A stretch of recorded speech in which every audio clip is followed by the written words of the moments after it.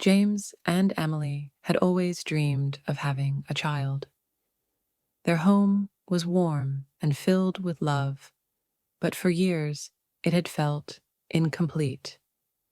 After many conversations, they decided to open their hearts and home through adoption. The process was long and filled with paperwork, interviews, and waiting. Finally, after months of anticipation, they were told about Michael, a 6-year-old boy waiting for a family.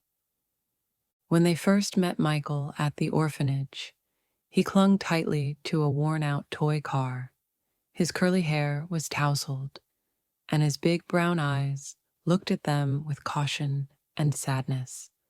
Though shy, there was a spark of curiosity hidden beneath his quiet demeanor. The drive home was mostly silent. Michael stared out the window, his fingers tracing the worn fabric of the car seat. James and Emily exchanged gentle smiles, hoping the warmth of their new home would help Michael feel safe. Their house was cozy, filled with soft light and gentle colors. Emily had decorated a small room just for Michael, walls painted sky blue, shelves full of books, and a bed with blankets folded carefully. But despite the comfort around him, Michael felt an ache deep inside. Memories of his birth mother lingered in his thoughts, her soft voice, the way she might have held him close. At night, he often lay awake, clutching his toy car, wishing for the past he had lost. James and Emily noticed his quiet sadness. They didn't rush him to talk, but showed their love through small, consistent acts. A warm hand on his shoulder, his favorite food at dinner, walks in the park where Michael could lead. One afternoon, Emily found Michael sitting alone under the big oak tree in their backyard, staring up at the clouds. "What are you thinking about, Michael?" she asked softly. He shrugged, eyes distant. "I'm thinking about my mom." Emily nodded gently. "It's okay to miss her. It means you love her." Michael looked at her, surprised. No one had told him that before. "I'm scared," he whispered. "What if I forget her?" Emily smiled kindly. "You'll never forget her. She'll always be a part of you. And now you have us too. We love you." That moment was a small crack in the walls Michael had built around his heart. Slowly, he began to open up. He shared small stories, shy smiles, and laughter began to find its way into their home. Days passed, and Michael's quiet world started to shift. James and Emily's gentle patience wrapped around him like a warm blanket. They never pushed too hard, but offered love in every small gesture. James discovered Michael's love for drawing one afternoon when he found the boy sketching quietly at the kitchen table. The drawings were simple but full of imagination: castles, trees, and sometimes 3 figures holding hands under a bright sun. "That's you and us?" James asked softly. Michael nodded, a shy smile curling his lips. "I'm happy here." Emily encouraged Michael's creativity by buying new art supplies and setting up a special corner where he could draw whenever he wanted. Drawing became a bridge between Michael's past and present, a way to express feelings he couldn't yet say out loud. At night, Michael sometimes still felt the ache for his birth mother, but the love in his new home began to fill the empty spaces. Family dinners became a time of laughter and stories. Emily cooked Michael's favorite meals, and James shared tales from his childhood. Slowly, Michael's smiles grew more frequent and brighter. One evening, as they all sat on the couch watching a movie, Michael snuggled close to Emily and whispered, "Thank you for loving me." Emily kissed his forehead. "We love you, Michael. Always."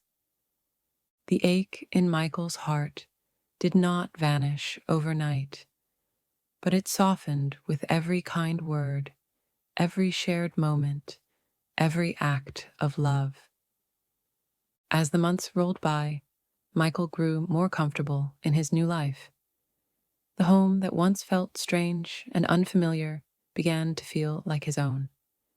James and Emily's patience never wavered. They embraced Michael's feelings, joy, sadness, fear, with gentle understanding. One chilly morning, Michael woke feeling restless. The ache for his birth mother stirred in his chest like a storm.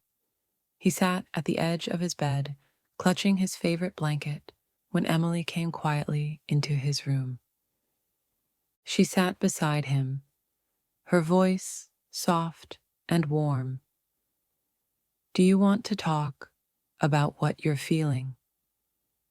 Michael nodded slowly. "I miss her. Sometimes it feels like a storm inside." Emily smiled gently. "That's okay. Feelings are like the weather, sometimes sunny, sometimes stormy. And just like storms, the strong feelings will pass. You're not alone." Michael looked up at her, eyes wide. "Will I always feel like this?" Emily shook her head softly. "The storm will calm, and you have us to help you through it."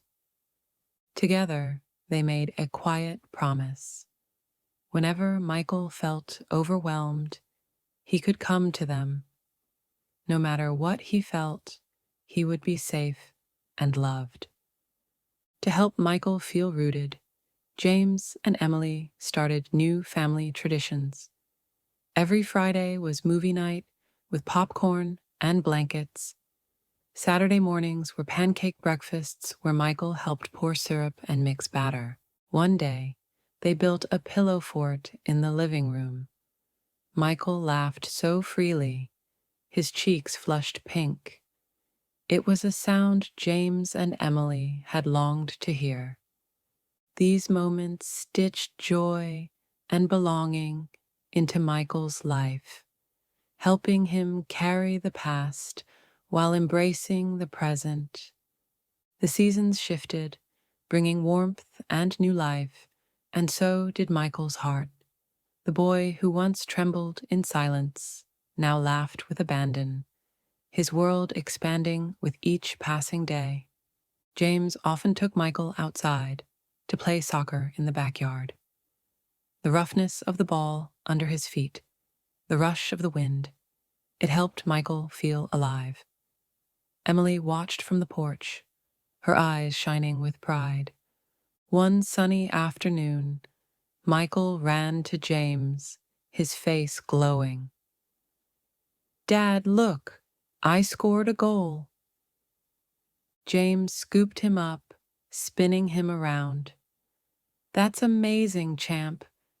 You're really part of this team."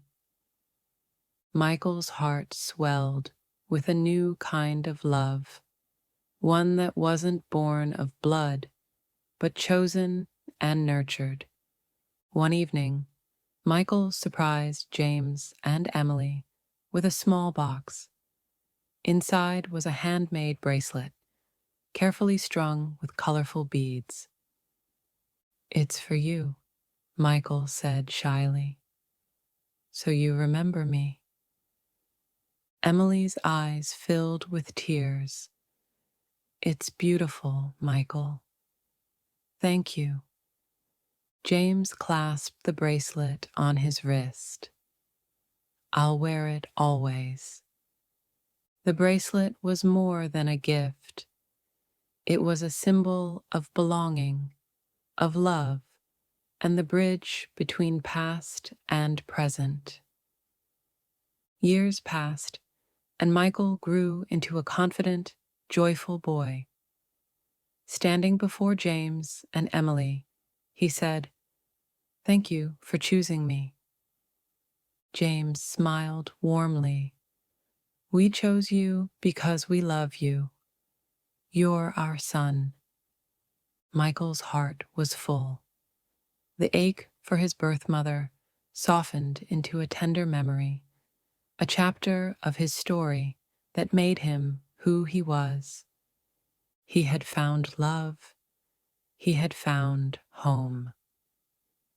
Together, they would continue to grow as a family bound by love, trust, and patience.